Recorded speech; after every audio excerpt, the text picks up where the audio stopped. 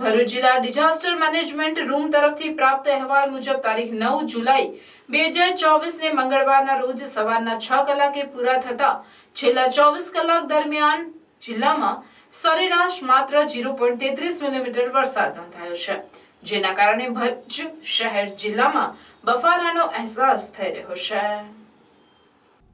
મંગળવાર સવારના 6 કલાક સુધીના છેલ્લા 24 કલાક દરમિયાન વરસાદના આંકડા જોઈએ તો ભરૂચ જિલ્લાના વાલિયા તાલુકામાં 2 મિલીમીટર, ભરૂચ તાલુકામાં 1 મિલીમીટર વરસાદ નોંધાયો, જ્યારે હાંસોટમાં 0, ઝઘડિયામાં 0, અંકલેશ્વરમાં 0, નેત્રંગમાં 0, વાગરામાં 0, જંબુસરમાં 0, આમોદમાં 0 મળી કુલ